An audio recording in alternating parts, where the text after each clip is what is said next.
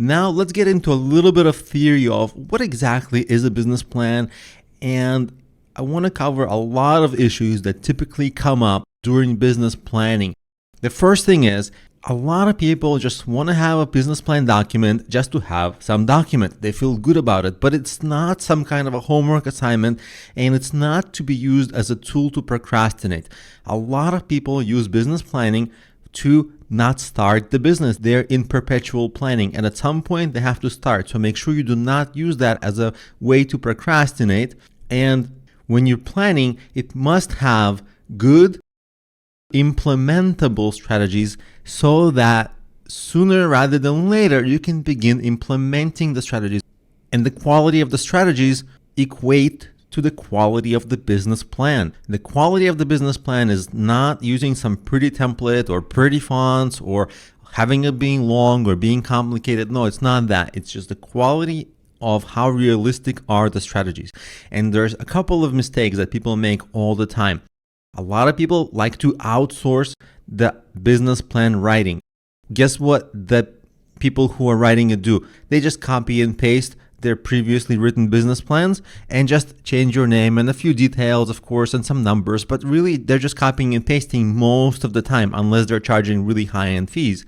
And often people who are planning, they like to use random templates as guides, and again, it's just random templates, nothing specific for your business. And the same thing with using business planning software. Most of them are not that good as just fill in the blanks, but it's not specific to your business. That's the problem with all those cases.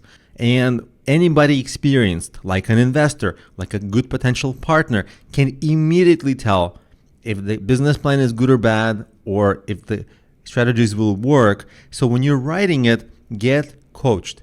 Instead of just hiring somebody random to write it, get coached and write it side by side with somebody, because during that writing, they can help you catch a lot of mistakes, and they can train you, and they can explain things to you.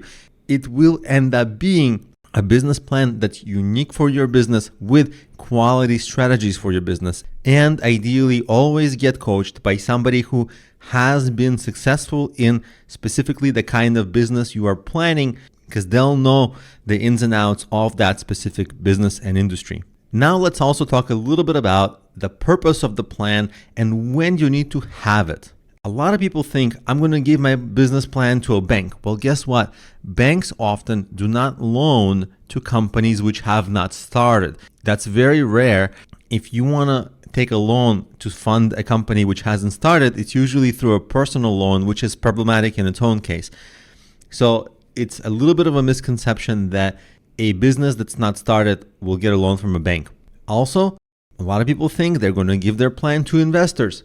Well, investors like real-world traction and real-world implementation, and they prefer shorter pitches rather than longer plans, because real investors get bombarded with these plans and they just don't have time to read through all the details. So there are two instances when I recommend having a business plan. In all cases, you need to plan so you can organize your idea. And there's always a balance.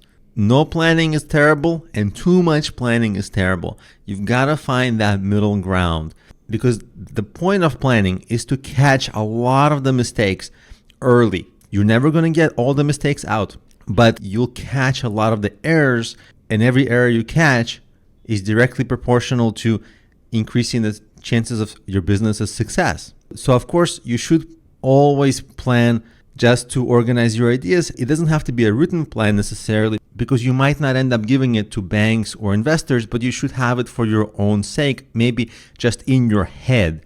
And you specifically should have it if somebody asks for it, like a bank or an investor. If they actually ask for it, then of course you write it. And before writing it, you should ask them, what's the length? Because an investor might ask for a one-pager. They might not want a whole business plan, like 10 pages. And actually, that's something you can ask them, no problem. Now, let's talk a little bit about the business plan definition and business models. So a business plan, the way I like to think of it is it's an outline of your business model.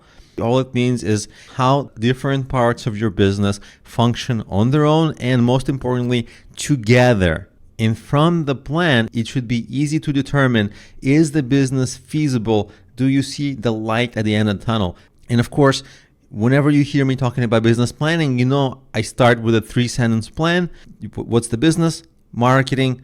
How does it make money? Those are the core aspects. And under those core aspects are many other aspects. And those subcomponents can make a business complex.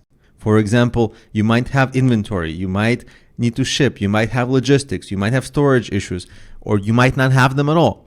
You might have vendors, or you might not have them at all. So in many different cases, there are many subcomponents. For example, even in your marketing, under marketing, you can have business card marketing, flyer marketing, networking marketing, event marketing, and it's very easy to get lost in them and to have them make things confusing. That's why it's important to start with the 3 core aspects, that 3-sentence business plan. The simpler you keep it, the better for you. Because complexity, it might seem attractive in theory, but actually complexity can hurt because you want to have things clear and simple. And all the time, when you're planning and when you start your business, what you want to do is adjust the parts of the business so that they work well together. For example, if you change your business a little bit, well, some marketing can stop working. So you'll have to adjust the marketing. And maybe you'll adjust the marketing, but maybe it becomes too expensive, so it's no longer profitable. Oh my God. So you have to change how the business is, or maybe redo the marketing again so it's profitable. And so you kind of shape your business model over time. So your business model is something fluid that you keep on adjusting and improving over time.